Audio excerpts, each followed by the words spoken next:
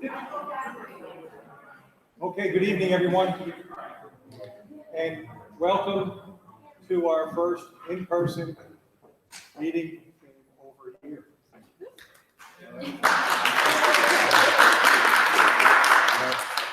In the very beginning of the year, we welcome all of the new parents that come to our school.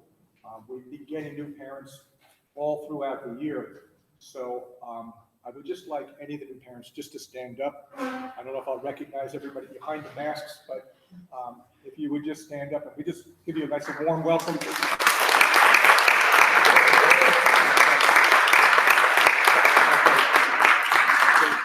Normally our first meeting too, we have a rose to pass out to everybody, but we will give that to you next year.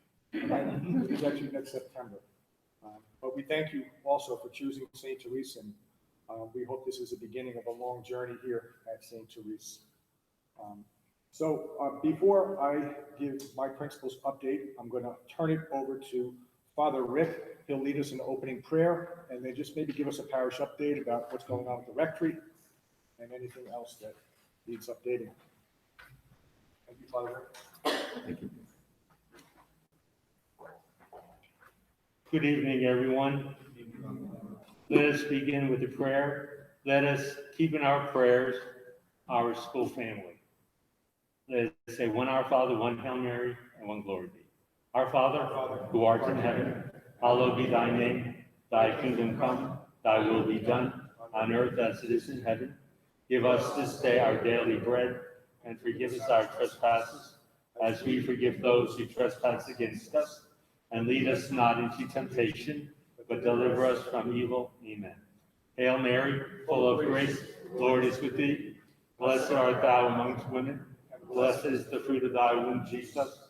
Holy Mary, Mother of God, pray for us sinners, now and at the hour of our death. Amen. Glory be to the Father, and to the Son, to the Holy Spirit, as it was in the beginning, is now, and ever shall be, world without end. Amen. And as always, may your every days be filled with safety, health, and many continuing blessings from God. God bless you. Now, as far as the parish report goes, I'll be saying a few things. Father Juliber will be coming up also to say a few things. Just want to say that this coming Sunday, our bishop will be here for the 12 o'clock Mass. And afterwards, he'll be going over to the new rectory to bless it. Still has a little ways to go before it is finished. So any open house we have will probably be held in April after Easter. Hopefully we'll have all the supplies in by then. And once again, aside from that, Father Juliber is going to go over a few things about the Lenten programs we are having. Father Juliber?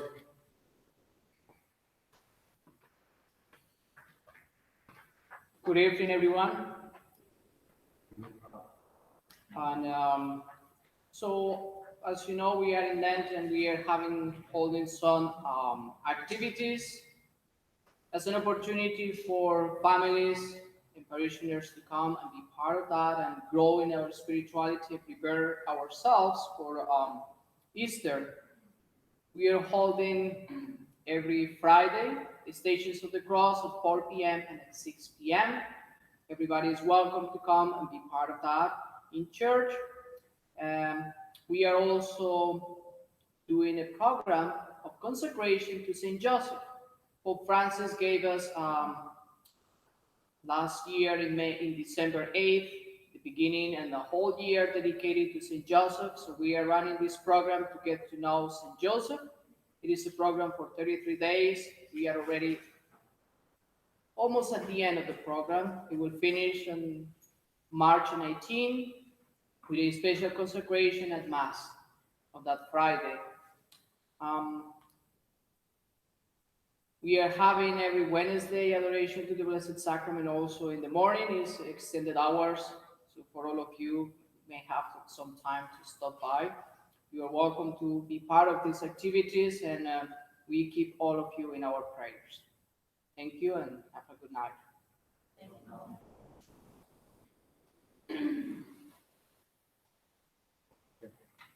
Thank you, Father. And I asked the St. Therese family to keep the Graziani family in their prayers. Mr. Graziani was diagnosed with leukemia, but we do believe it's a leukemia that is treatable. So please keep him in your prayers as we move forward. Also want to welcome Gavin Hoy, second grader yesterday. Made his profession of faith and became a Catholic, and he'll be receiving his first Holy Communion. So congratulations.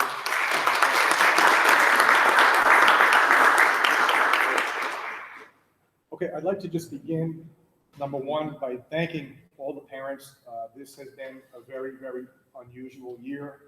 I don't think moving forward, we're probably going to see a year like this again. I also would like to thank the teachers. The teachers have been absolutely wonderful.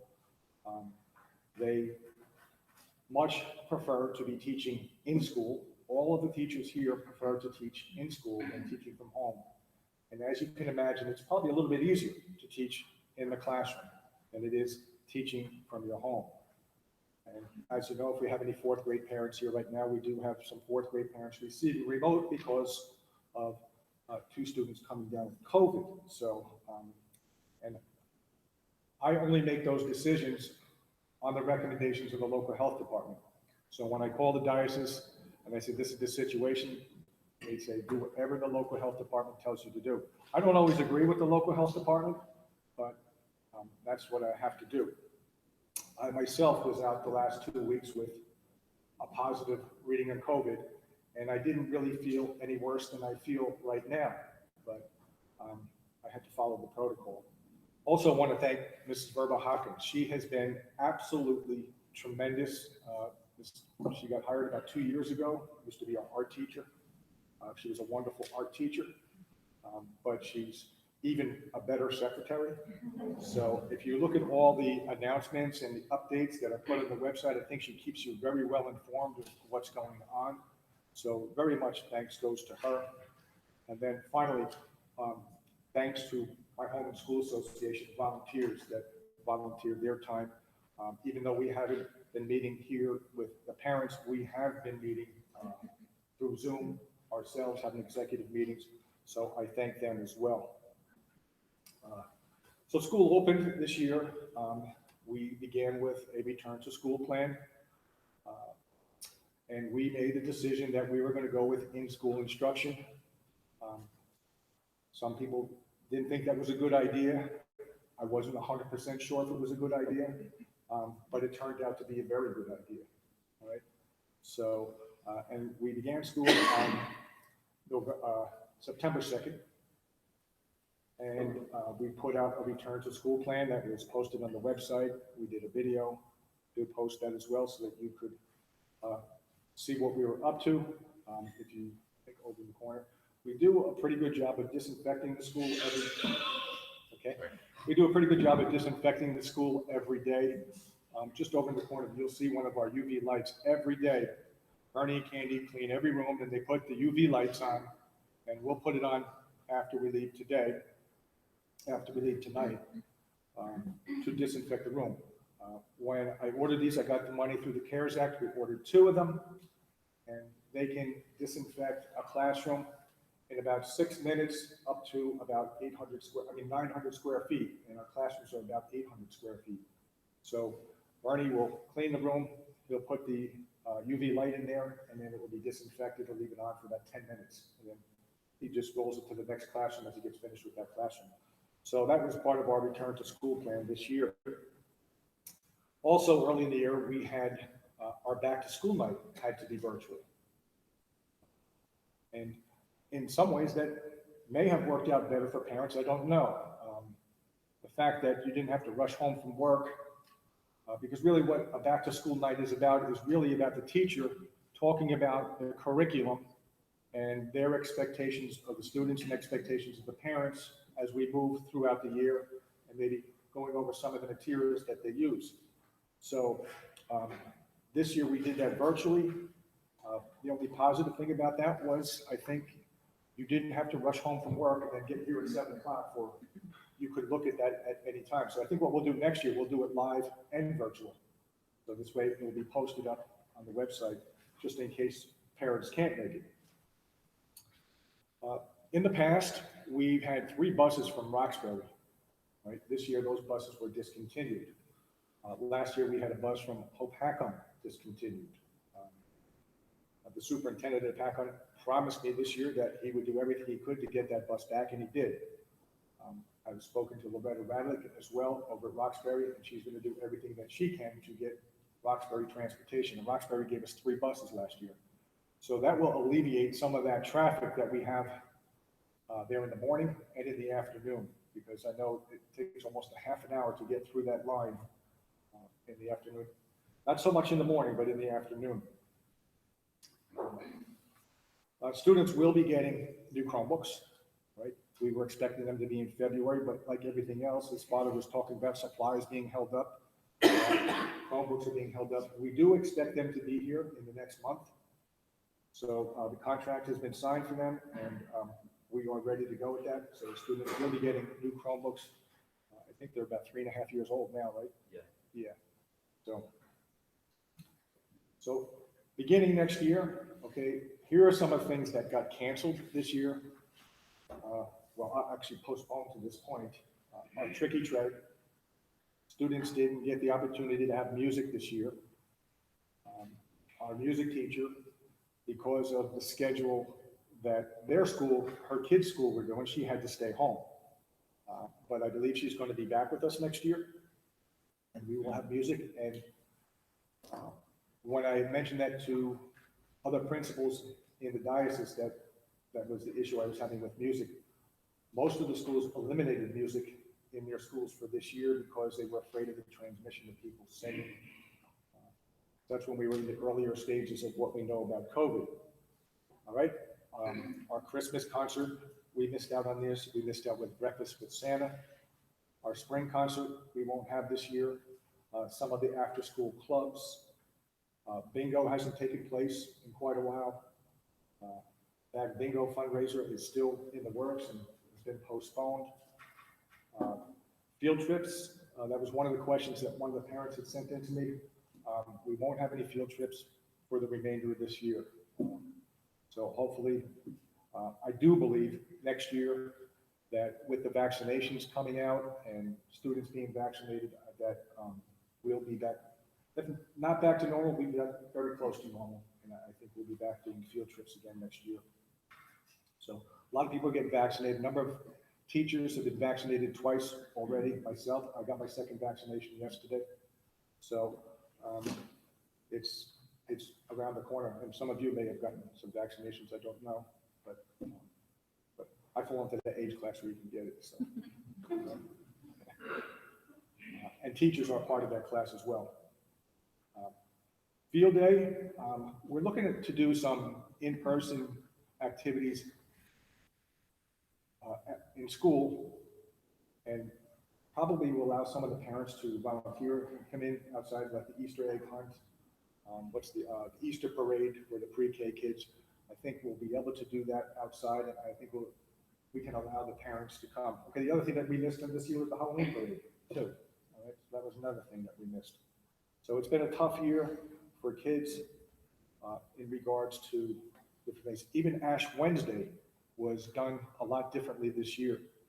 Father Delaber and Father Rick came over. Instead of traditionally putting the ashes on the forehead, okay, it was just sprinkled on the top of their head so that they can touch them. And then our first Friday masses in the beginning of the year were limited due to social distancing. But right now we have our grades 3 through 8 going to attending First Friday. Some teachers don't feel comfortable with that. So if, let's say, example, the 3rd grade teacher does not feel comfortable bringing their students over, Father Delaber has been very good about live streaming it to the classroom so the kids can participate that way. So thank you, Father, for doing that. Okay. Towards the end of the year, in August last year, I got a late resignation of our school nurse. right? So I really, we went out on Indeed and we tried to find some nurse, so we did get a school nurse, all right? Uh, But she also works in the hospital. She's giving out a lot of vaccinations right now, so her time is limited. So we hired another nurse. So I actually have three nurses working, but every day is covered by a nurse. There was a time period there for a couple of weeks where we didn't have a nurse every day, and we need to have a nurse here every day. So right now, every single day is covered. I have one nurse working 2 days, another nurse working 2 days, and another nurse working 1 day. So, um, okay.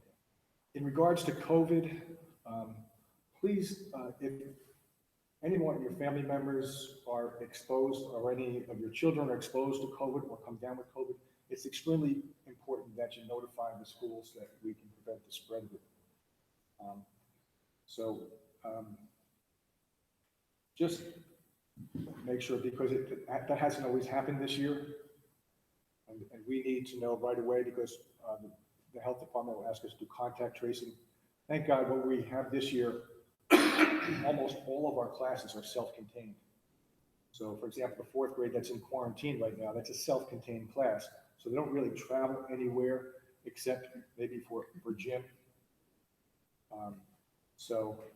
And they would be together as a class. So, okay, end of our marking period is March 26th. So I can't believe that's the end of the third marking period already. I just want to talk about spring vacations also. We're not going to be providing remote instruction for students who just decide to take off to go early for vacations, right? Normally, I want to treat that like just as if we were in school. That would be, and they would be marked absent. So I just want to make that clear. I know people may have plans to travel somewhere and might be leaving a day earlier. Okay, the students will be provided with some work, but there won't be remote instruction for those students. And earlier in the year, we put a 2-day sick policy in that kids wouldn't receive remote instruction for unless they were out more than 2 days. And the reason for that, I just didn't want kids to say, well, I know I can get remote instruction.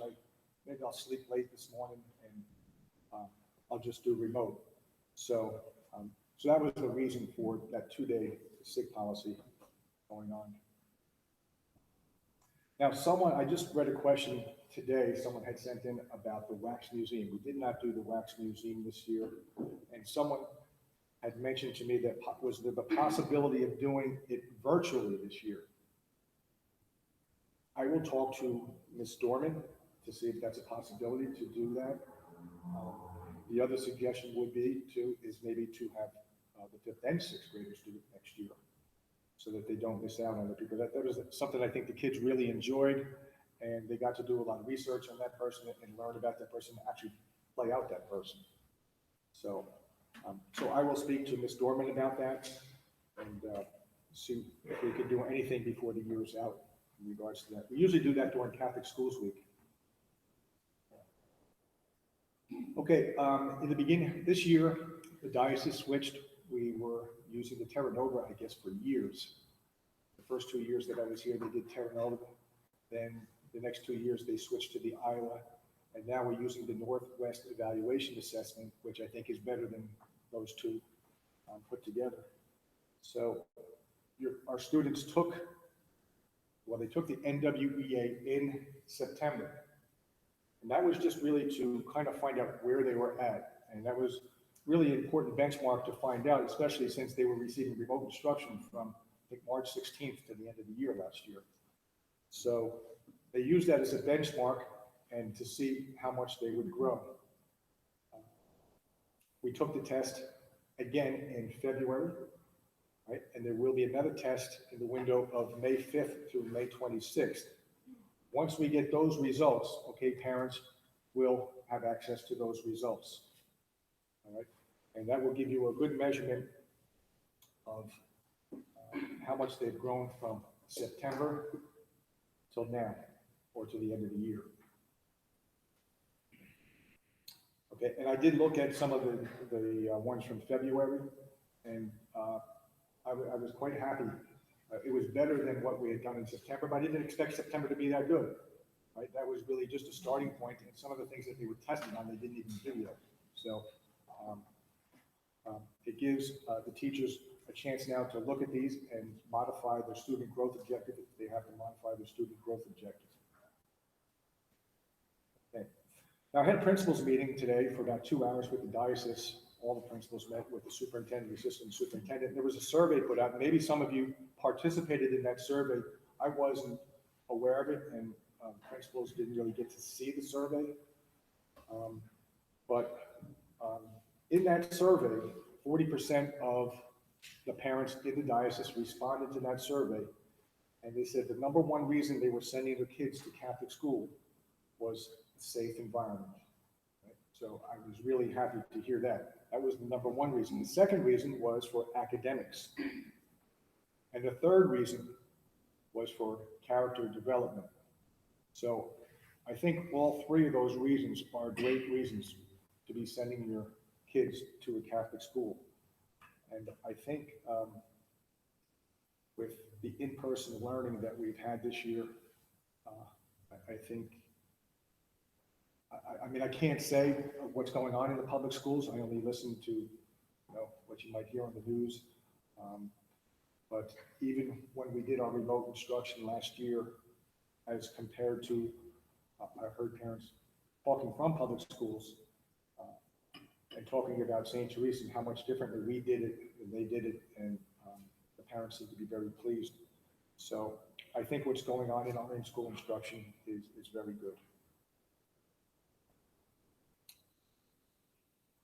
In regards to volunteers, we can always use volunteers. It's been hard to get volunteers into the building this year, but that will change as we move forward. So if you would like to volunteer, just send us an email. But there is one thing that you do have to do. You have to take a course that's called Protecting God's Children, and the information is on the website there for you to participate on that. And really, it's about a 3-hour course, or it might even be a video. It's been so long since I've taken it. In fact, when I got here, I was told that I had to take it. I said, okay. And then I knew I taught CCD for like 20 years. So I said, let me just see if I took it. I didn't even remember taking it, and I had. But anyway, it's about a 3-hour course, and you get certified. And really, it's just about the do's and don'ts with children, okay? How to handle children. It tells you what inappropriate touching is with children, to be transparent. We all know the kids love to hug us, and we like to hug back. And really, they say that's going to happen no matter what. And just make sure that when it happens, that it's transparent. And by being transparent, that maybe there's somebody else there. Okay. We do have First Reconciliation coming up for our grade 2 students. That'll take place on March 20th and 27th. And after that, students will be receiving their first Holy Communion on May 1st and May 22nd. Our 8th grade graduation and 8th grade awards, I don't see any reason why it's not going to be in person. There's plenty of room for us to socially distance in the church, have our bachelorette mass, and our awards presentation. So I don't see any reason why any of the graduates, our pre-K3, our pre-K4, and our kindergarten, I think all the graduations will be able to take place in person, and you'll be invited to that.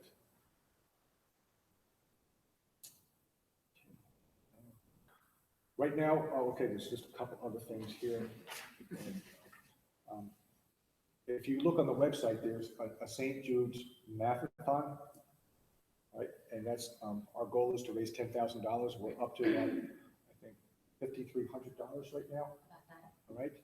And I didn't know that Children's Hospital of Philadelphia was affiliated with St. Jude's, all right? And we had one of our 4th grade students who was receiving care down at CHOP through St. Jude's. So, but that's on the website, and you just make a pledge, and students complete math problems.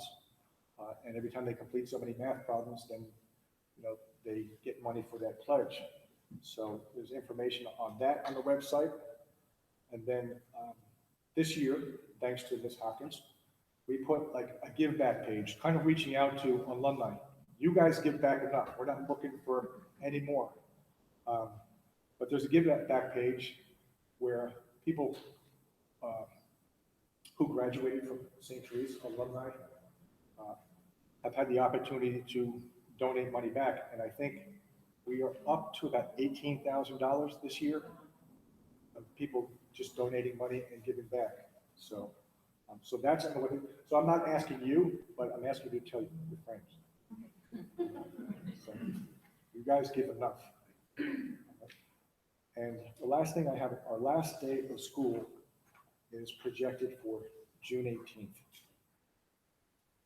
Moving forward, all right? So I look forward to next year with in-school instruction, hopefully, maybe no masks, a little bit more freedom to operate than we have been in the past. So if any, oh, go ahead.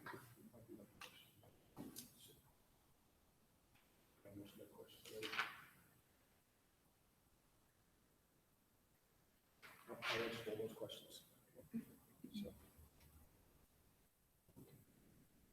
So I think at this time, Mrs. Joyce, who is our home and school president, our Mrs. Utility Lady that we use for everything around here, she's going to introduce the Home and School Association people. Does anybody have any questions before?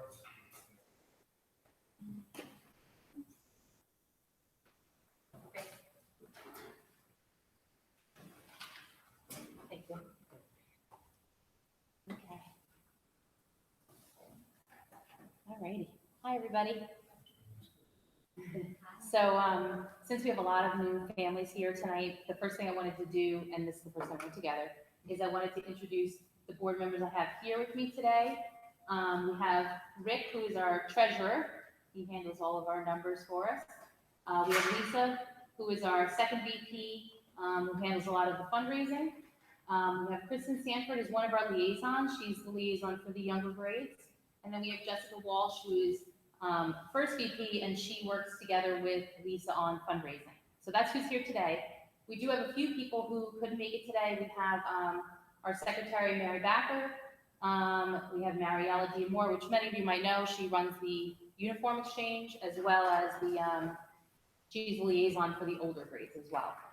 Am I missing anybody else? I think I got everybody, right? Okay, all right, so here we are.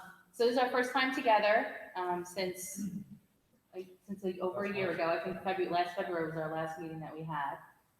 So it's been interesting, you know, but we're here, so I'm glad we were able to do this. The first thing I wanted to talk about tonight is the different ways that the HSA likes to communicate with our parents. We have three means of communication, three primary means of communication. The first one is you'll receive an email from the HSA, which recently went out with some of our spring events, some updates on our spring events and things like that. So you might get an email from the HSA periodically throughout the year. The second means of communication is our Parent Square. If you don't have Parent Square yet, if you haven't registered for it yet, you can go to our school website and you can click on the link there that will help you register for Parent Square. We send out a lot of alerts regarding fundraising, events that are coming up, due dates for things, all HSA related. But it's a good avenue for us to get in touch with parents.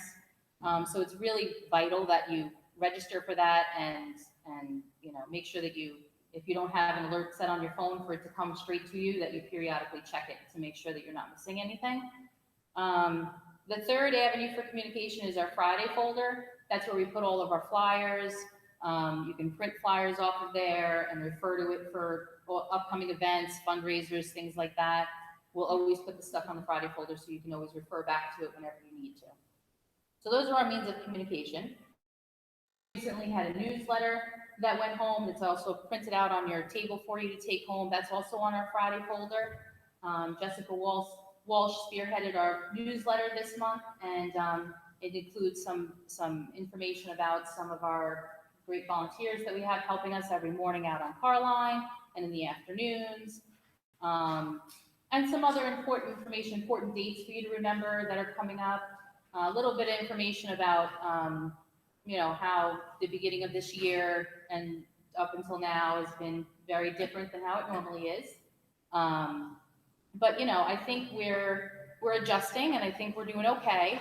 And hopefully, you know, next month we can have another in-person meeting just like this, and, you know, we'll get more, you know, back to normal, hopefully.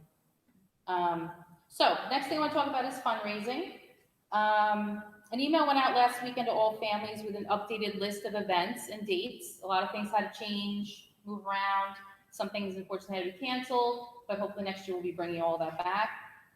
We just asked that if anybody has volunteered for any of these events and they find that with the new date they're not able to do it, you just simply reach out to whoever the lead is for that event that you were originally going to help out with, and just let them know that the due date doesn't work for you, and you know you'll help somewhere else. That's absolutely fine.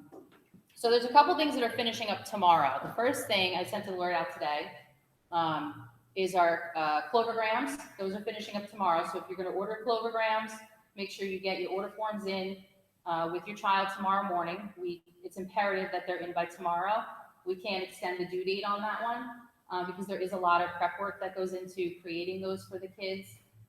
So we really need to have everybody's order in by tomorrow. The second thing is our Candylicious fundraiser. We teamed up with a local store, Candylicious down in Randolph, to do our Easter chocolates this year and Easter candy. So that's also on the Friday folder. If you don't have a flyer at home, that's on the Friday folder. And that's also due tomorrow. So those two things are finishing off tomorrow in order for us to get our candy in time for Easter. So every Friday during Lent, Anthony Franco's, which is right across the parking lot here, it's like next to Taco Bell, isn't it? Yeah. So it's really convenient. It's right here. Every Friday in Lent, they have graciously agreed that any member of our St. Therese family that comes in and places their order, a portion of that will come back to our school. A portion of your total will come back to our school. So they've been actually doing this for us every Friday of Lent, and it will continue all the way up until Good Friday, I'm imagining, right? So that's tomorrow. So, you know, let them do the cooking for you. Also, we have on the table back here, we have a handful of spirit calendars left. Jessica put together this beautiful calendar with all pictures of the kids and the school. It was really a nice, I mean, it's almost like a keepsake in a way, even though it's only for this year, but it really is like something nice to have, to look back on, you know, over the years. So we have a handful left. We're selling them at a reduced rate tonight of $10 because it's March. So, you know, we're a little bit into the year. So if anybody would like one, they can come see me at the end of the night. They can come see Jess at the end of the night, and we'll hook you up, okay? So Tricky Tray. So our Tricky Tray is normally in November, but due to COVID, we couldn't have our Tricky Tray in November. So we had to rethink the whole event. And we've planned it for Sunday, May 16th. It is going to be sort of like a hybrid model. We're going to have a part of it will be in person and part of it will be virtual. So it's going to be very different than how we've always done it. Dean can tell you, he's always there helping us. So we're still gonna need the volunteers to help us set up and get things ready for the night, and also to help us throughout the night, because it is kind of a whole different kind of model that we're doing this year. So we're still gonna need the help. So if you signed up for that, we'll be in touch shortly to let you know how we're gonna be running the night. It's gonna be different, but I'm confident that it's gonna be a success. I'm confident. Designer bag bingo. So designer bag bingo was originally supposed to happen last March, and then COVID came and we couldn't have it. So we had to reschedule it quite a few times, and due to having to reschedule it again to a June date, the people who had put all the time into planning it and making it, you know, a reality, unfortunately, we're not able to lead it anymore. So we are in search of leads for this event. So a couple things you need to know. All the bags have already been purchased for the event. Most of the Tricky Tray portion of the event has also been purchased, and all the tickets have been sold for the attendees to come to this event. So all of that legwork has already been done. So what we need is we need a lead, or preferably leads, multiple people to basically execute the night and make it happen. The people who originally had planned the night for us, for everyone, are here to facilitate a smooth transition for anybody that is willing to help make the night happen. They are able to, you know, speak with whoever decides they want to take this on and help them easily take it over and make it happen. Because ideally, we want this event to happen. The date that I'm leaning towards is June 19th, which is just one day after our last day of school. I didn't want to go too far into June because I didn't want it to conflict with people going away and vacations and things like that. So I'm shooting for June 19th. So we just really need some people who are willing to make the night happen. So if anybody's interested here tonight, you can come talk to me at the end of the night, and I can take your information. I'll put you in touch with Amy Levy, who spearheaded this event. This would have been her second year that she did it, and it was fantastic the first year we did it. It was a ton of fun, and hopefully next year we can get a group of people to do it again, and because it really is a fun night, and it's something that we missed having last year because of COVID. So if anybody's interested, you can come see me at the end of the night, or maybe a group of people, be good. Okay, so we have a few things that are coming up in the month of May. We have an eat and earn planned for Cinco de Mayo at Bubba Coo's Burritos in Bud Lake. Not Buckaroos, it's Bubba Coo's. I thought it was It's actually going to be May 4th. May 4th is the Bubba Coo's Burritos, eat and earn. So you go dine there that evening, take it out, and a portion, just like we're doing with Anthony Franco's, a portion will come back to the school for us. So it's delicious. I mean, I've eaten there, so I could vouch. The other thing we have coming up in May is our annual spring plant sale. That's where we send home order forms. What I've done in the past is I send home an order form. You choose what you want to order. Let's say you want to order a 4-inch pot, or you want to order a flat of, impatiens or something like that. But then what I usually do is I allow the kids to pick it out. So your order's in, you send your money in, you put your order in, but then your children get the opportunity to shop that day, and they get to pick out the flowers. So if they come home with, like a purple something, and you didn't know that was coming, it's because they picked it out. And then we let them shop, and it's kind of fun for them to do that. So that's how we run the plant sale. We usually do it right before Mother's Day. So it's May 6th this year is our plant sale. Another thing happening in May is our annual book fair. This year, we're going to have it run for 4 days. It usually runs for 3 days, but because of COVID, we're going to try and, this way we don't have too many kids shopping all at once. We're going to spread it out over 4 days so that we can lessen the groups and make it a little bit easier. So we are going to have that, and it's also going to coincide with our May HSA general meeting. So we'll meet again, just like this in May, at the end of May, and at that meeting, the book fair will be set up for parents to shop at it. Just like your kids will bring in their money and shop, the parents can come that night and they can shop at the book fair. So that's our plan for the book fair this year. We also are going to have a pasta fundraiser coming up. That's coming up. Is that also in May, or Jess? The pasta one? It's still in the works, but like, Yep. That's still being worked out, but you'll see that coming down the road here soon. So finally, and also in May, at the end of May, we're going to have, so these are fun. So sometimes we have paint nights for the adults. And this year we are in the beginning stages of the planning of one of our 8th grade moms is planning a paint night for parents. So we're going to hold it outdoors at the end of May. And you'll see information come through on the Friday folder. So make sure you check into that. And it will be limited, space will be limited, but I don't think we're gonna have a problem with being able to accommodate the people who do want to be there. So, but just keep your eyes peeled for that, because that will be coming out. And then finally, in June, we are going to do a lawn movie. So we're gonna have it, I'm guessing, out back here, right? So that's still in the planning stages, but, you know, similar to how we started the year with gathering together for our family barbecue, we're gonna gather together for our family movie night out in the backyard. So that's another fun thing to kind of end the year with our families. So a little bit on the numbers, and Rick is our numbers guy, he's our treasurer. So this year, normally at this point, we've had our tricky tray, we've had our bag bingo. So our numbers are a little bit different this year because we haven't had those big events yet. So right now, the HSA account has about $43,000 in it.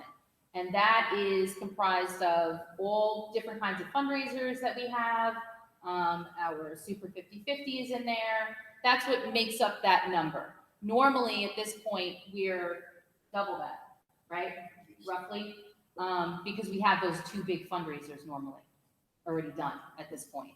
So it's a little bit different this year, but I think that even though we can't have the big fundraisers like we had in years past, we've been doing a lot of smaller things that are fun for the kids. Like we've done our turkey grams, which was super cute for the kids. That's something we've never done before. You know, we're really digging into all different kinds of fundraisers that we've kind of haven't done before that, you know, that the kids are enjoying too. And I think that, you know, we're making the best of a tough situation. You know, we can't have these, you know, these big, huge events that we were so used to having and gathering together at them. But, you know, I think that we're making the best of a really tough situation that we're in. And hopefully next year it'll be a lot different. So the last thing I wanted to mention, so coming up in April, you'll see some information go out. There'll be some opportunities for people to join our board if they're interested in it. And what I'll do is in April, some information will go out to parents that'll let you know specifically how you can become a part of our team that we have here that works together on our fundraising and, you know, other family events and things like that we have in the school. So, you know, keep your eyes peeled for information on that. It's going to go home to parents, and then, you know, and we encourage parents to not be, not be worried about, not intimidated by the job. It's not something to be afraid of. We all work together. We all make it happen. It really is a group effort, and we try very hard to bring the most, you know, fun activities and events and family nights to our families that are here. And the only way that happens is if we have a team of people working on it. And so if you're interested in becoming part of that team, you know, let me know. You know, you can even say something to me tonight even though I haven't told you what the positions are yet. But if you're interested in becoming part of it, you know, reach out to me and let me know. And, you know, we can talk, and I guarantee that I will find a spot that will fit you perfectly.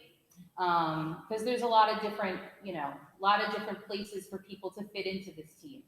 And, you know, it's something to consider, and it's a great way to get involved in your school. So that information is going to come out in April. And, but at any time, if you have any questions about HSA stuff, fundraising, family nights, anything at all, you can reach out to me or anybody on our board. All of our information's on the school website. You can just go to the HSA tab. All of our names are there. Our email contacts are there. We're here to listen. We're here to, you know, to listen to whatever input you have on anything that's going on that's HSA related. So always don't hesitate to ever reach out to us and let us know. Okay? So next, I'm going to call up Mr. Esterly. Oh, yeah. Oh, sorry. Hold on, I got to cover up. This is how you all recognize me, right? Now you know who I am? Yeah. Sorry, I was just going over my list here, and there's two things that I overlooked, so I just want to make sure. Okay, and the first thing, which is going to interest you, no doubt. All right, but not last September, but the September before that, Father Rick and myself had a meeting down at the diocese. All right, I've been here 5 years, and in that time, 7 Catholic schools have closed. Last year, our enrollment around this time was about 175. Already for next year, we have 225 students enrolled, registered for next year. So that's quite an increase, and that's great. It's wonderful, right? But we met with the superintendent, and first thing she says, okay, that school's not closing. That's the first thing she said, that school's not closing. But we had to come up with a plan on how we were going to keep this school open, right? And it was a 3-year plan. And part of that plan was raising the tuition. Now, last year, I know we raised it $334. The plan was to raise it $1,000 over 3 years. And even at doing that, we were still the lowest in the diocese. So she said, Tim, you have to raise your tuition if you want this school to survive. So I just want to let everyone know, if you're looking at the flyers for registration, it is $333 more per person than it was last year, and it will be $333 more next year as well. You know, if you look at that over 10 months, it's $33 a month extra. I don't like to charge extra. We don't like to do this, but we're looking down the road. We want St. Therese to be here, not 10 years, 15 years, 20 years from now. We want St. Therese to be here. So, and a lot of our students who have graduated from here have gone on to do some really good things. They really do well at the next level, at the high school level. So we really need to keep this school here and keep this a Catholic education. And this is just my personal point of view. We have, I think right now, 4 high schools, I think, in the diocese, counting St. Elizabeth's, right? I think there's 4 high schools, maybe 3. And we got Pope John, we have DePaul, and we have Morris Catholic, right? And then St. Elizabeth's, all right? So we have 4, all right? But we don't have a lot of, you know, K through 8 grammar schools. And really, that's where the kids get the foundation for their Catholic faith. And my personal view is that we should have more of them.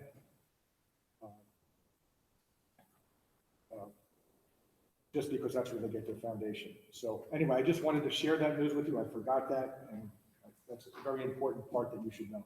Mrs. O'Malley? Yes, I was actually going to ask that question, because you know, like I ask that question every year.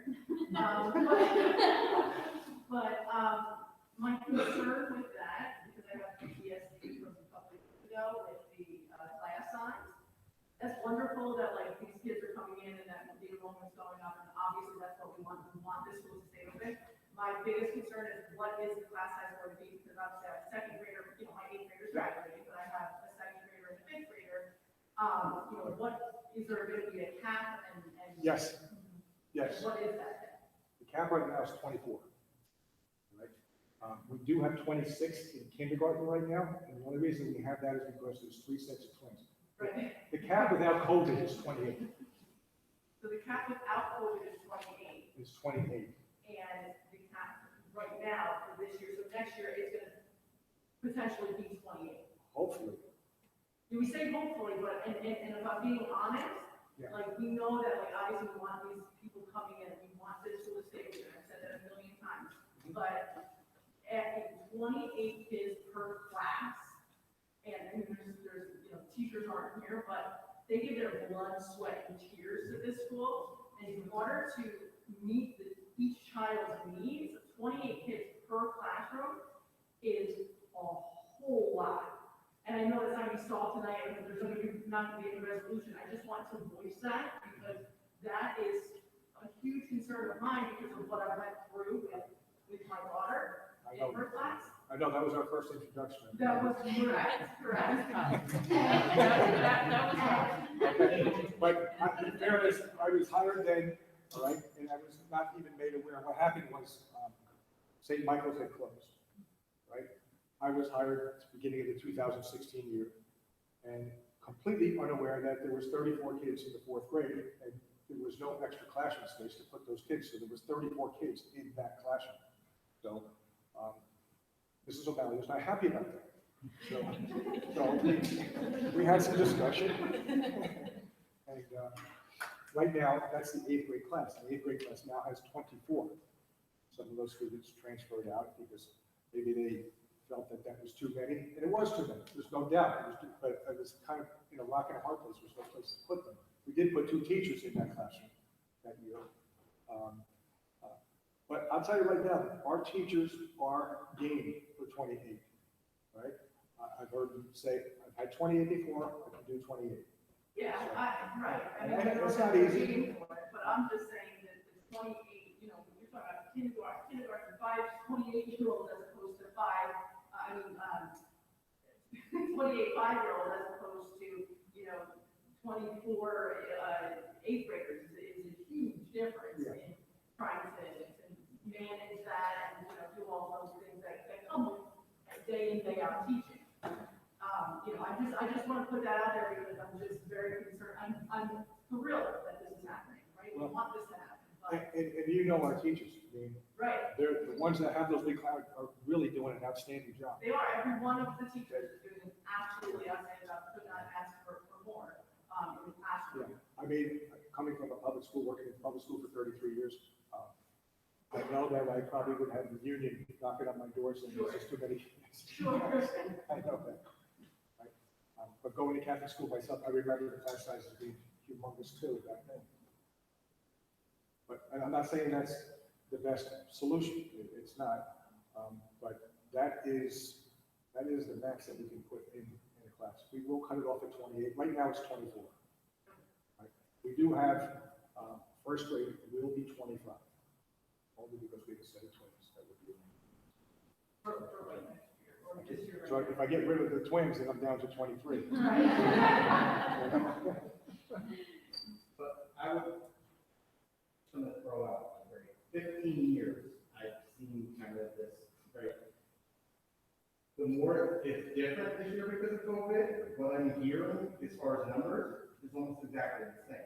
There's a natural attrition that does happen, right, outside of COVID in the world. That's gonna, like your first grade class of 32 kids. The first grade class is always gonna be full, and it's always been full, like traditionally, that I've seen here.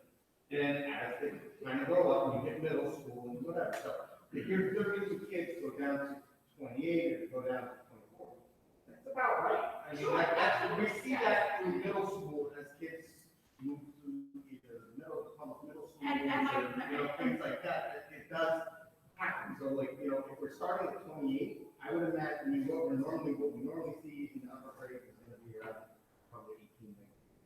But to piggyback off of that, we know that. My question now then becomes why do they start to leave? What can we do? That's a whole other meeting, but like, what can we do to keep them there? That they are living in 5th, 6th, and 7th grade. Why? Why? I could just tell you for 15 years, my favorite hobby has been bragging about the school, Same, right? right? And it's never been easier than this year. Yeah. It's never been easier than during the COVID for me to brag about this year. And I sit on that and listening to the classroom and listening to the teachers, like, God bless them. Yeah, absolutely. God bless them. Because the more this is different, the more consistency he's getting.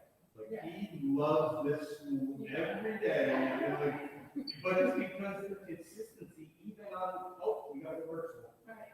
He knows what virtual is, and he loves it, and he's just gonna be part of it. But I think to answer your question,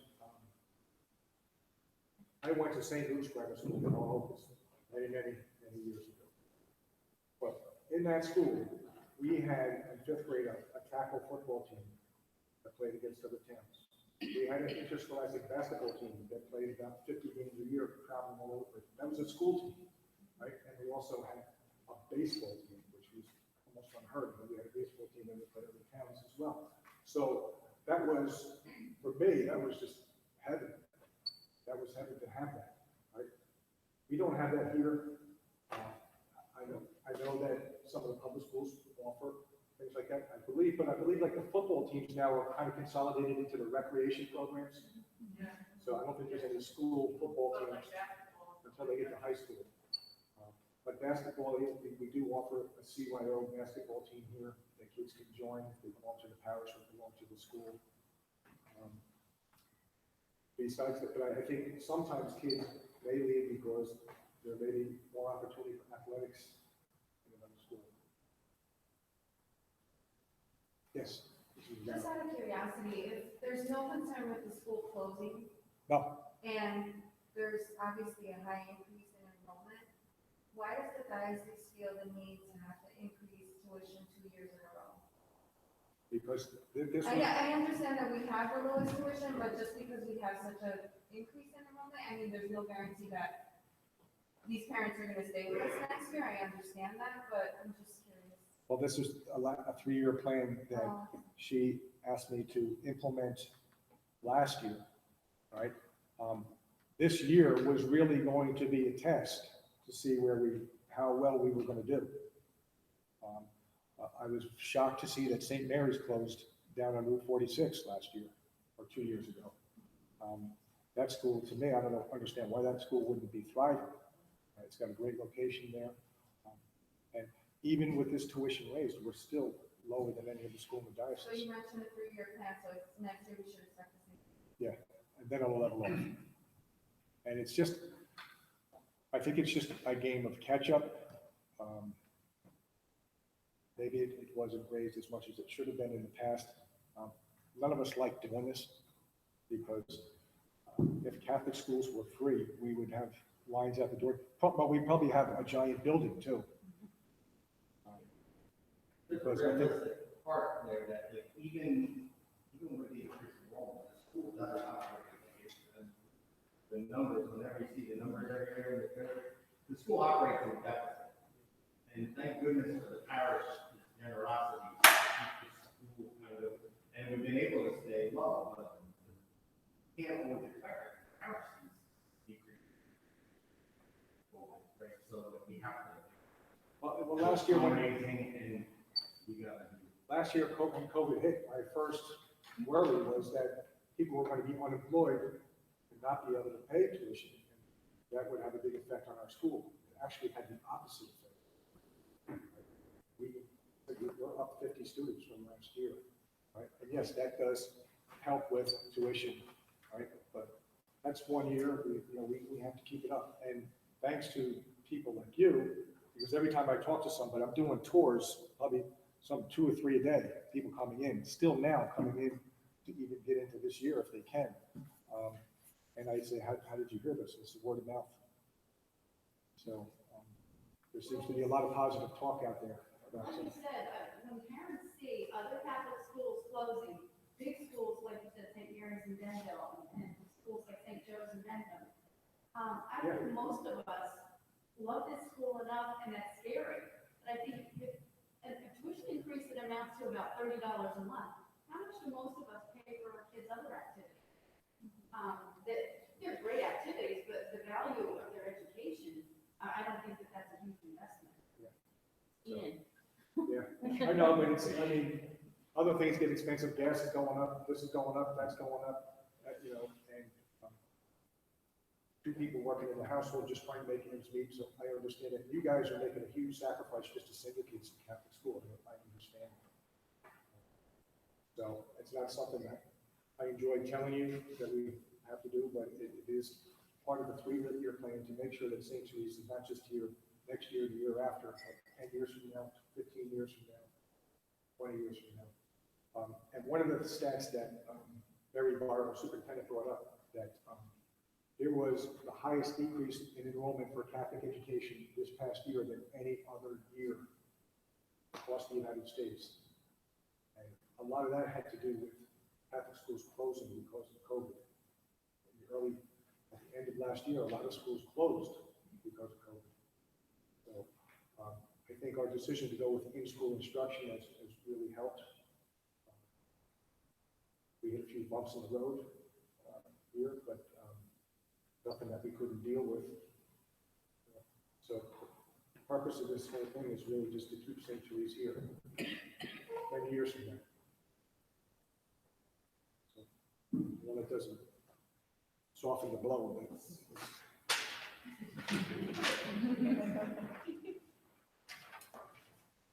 Vince, do you want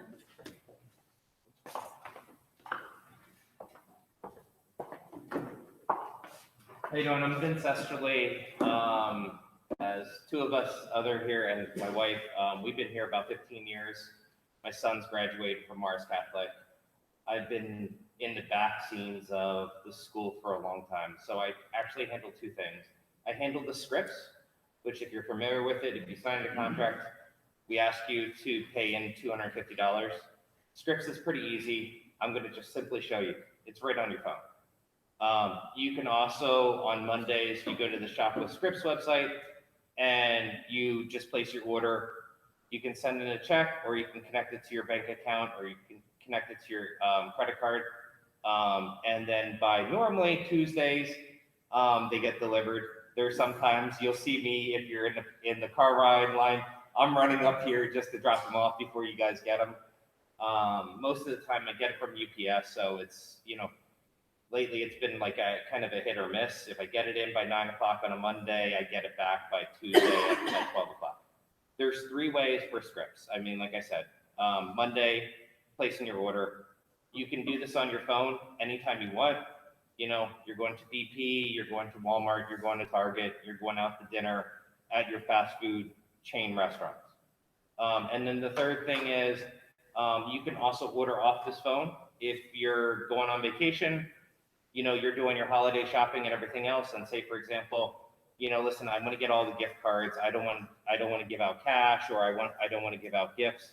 You can order it on here, and it actually gives you the option for shipping right through your house. I recommend, if you're doing like $500 or more, to do that. It's like $1 for shipment. Outside that, I mean, it is a very profitable for the school, but it's really up to us. And I mean, we all go to the grocery store. So I know we don't have, from a grocery store perspective, ShopRite, Stop and Shop, Weiss, they're not all online. They're all physical cards. But the thing is, if you're shopping at Walmart, you're shopping at Amazon, which I can guarantee everybody here has shopped at Amazon for the past year, as I did. But honestly, you can just simply go on there, order your gift card, pay it online, you're done. It's as simple as that. It comes out of your bank. It's pretty simple. If you have questions, if you have concerns, you can always reach me. I also do have on the parent page, which we all refer to the Friday folder, there's a parent page section. Under there, it talks about Shop with Scripts. And the Shop with Scripts, there's a couple different things it talks about. It also talks about a subscription. So if you don't want to remember to do it every Friday or every Monday, I actually just set it up in my calendar and I automatically just bill you and I automatically place the order for you. So I take the worry about you remembering to do it. We know we have some parents that we forget once in a while, but it's okay. But honestly, that's it. Pretty simple. Outside that, I take care of the technology. So behind the scenes, that's what I'm kind of doing too. So whenever the computers are being injured or broke or anything else, or even the big Chromebooks, I take care of, and hopefully can't wait to get to the new Chromebooks. But just a reminder, if you have problems, on the Friday folder, parents page, there's a Chromebook request. Just put the request in. When we get to the point where the Chromebooks will get rolled out, they'll be rolled out by grade. I will email the parents as well as the teachers, both in 2 separate emails, communicating what they need to bring in for the Chromebook replacement, and then what they'll get when they return. Their passwords will be reset that night. So if they're doing homework, hopefully, Mr. Donegan, the teachers can be very, accepting on that, because there might be points where I lock them out because I'm changing their password to get their new Chromebooks in. But that's it. Thanks. Yeah. Okay. And my wife. Hi, it's my turn. Okay. My name is Leanne. I don't know if I should take that. I'll take this off. I'll be a little. This is my 5th year of doing yearbook. I started the year my son was in 8th grade. He's now graduating, so that's exciting. But I have last year's year from high school. Yeah, yeah. Crazy. Choosing colleges and all that. It's lots of fun. But I have one of last year's yearbooks if you guys want to take a look at what it is. I know we have some new parents here. So I have a few of the books over by me, which you can take a look at. They are really affordable, about $36 to $44. If you want to get the hardcover, there is that upgrade. And you can order them online. There's also a form on your table. So you guys can fill that out and send it in with a check. I can take orders tonight if that's okay. If you have a credit card that you want to put it on, you can visit me over here in this corner and I'll just run it real quick and you'll be all good to go. If you do want to order it yourself, there is the option of doing custom pages, which is 2 or more pages that you make. It's kind of like a Shutterfly photo book, that kind of thing. It's really super simple. You can design it how you want to. You can get your kids involved if you wanted to. You can write them a little letter if you want to just document some things from the year. I'm so proud of you. You did great. You can definitely do that, and it's a secret until they get that book. They won't see it. It's in your parent account, but you can definitely do that, and it's just printed that one time. It's just for your book, which is the beauty of this print-on-demand book that we do. So the deadline for ordering is the week of April 5th. I put April 10th on some things because I could push it out a little bit. So those first 2 weeks of April, if you could just finalize all that stuff, we'll get that off to print and your children will receive the books before the last day of school. So I usually try to do it before graduation so the 8th graders can have it. We do a dedication in the front, which is from the 8th graders. It's always been a book for the 8th graders. I made it more for the whole school itself. You'll see they have each their 8th grade pages, but we also do the portraits for all the other students. So it's very, very cute. I have a lot of candid pictures. I go back in history for the 8th graders and just try to make it lots of fun. I have my elementary book at home and I've looked through it and I've been like, oh, I remember that kid. Oh, I remember that kid. Like, that's what you want these for. Like, they're so awesome to look back. Even the one from 5 years ago, I look back on, and it's amazing that these kids are going to graduate high school now. And I look at their faces and they're so different. It's incredible. But my email is at the bottom of this form. So if you guys do have any photos, if you have photos of your kids, at home on the computers, doing their meets, doing projects at home, whatever it is, anything school related, if you've seen, other families that are in the school and it's a picture of 2 students, let's say, I can put that in the book as long as they're students of the school. There are no permissions with this because it is a voluntary in-school purchase. We're not using it for marketing or anything like that. So there's no real issues with that. Let's see, what else did I want to tell you? Custom photos, send me pictures. And that's it. If you guys want to talk to me about it, I'm over here in this corner. I'll set up my computer, take a payment, and we're good to go.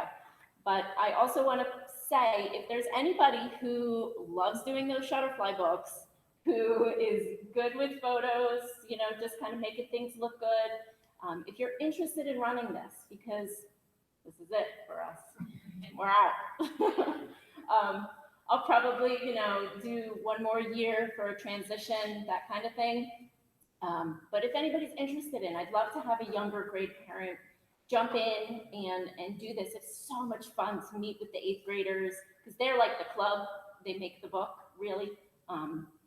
So it's just so much fun to watch them, remember through their years and get this stuff down and just figure it all out with each other. It's awesome. And I haven't had a kid in the class that I'm doing the yearbook for in a few years. So it's not my child's class that I'm working with. So it's nice to just to get to know them. you see the benefit that the school has on these older kids. So it's just a really good thing, I think, that we're doing, and I'd love to keep it going. So if anybody's interested, let me know. That's it.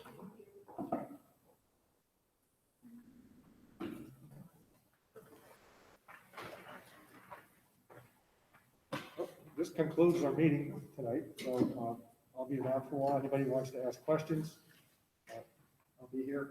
The board members will be here too. We normally have refreshments, but with the COVID thing going on, we want people touching different things, so we don't have any refreshments here tonight, so. No snacks. So, all right, so thank you for coming, and thank you for being a member of the St. Therese community.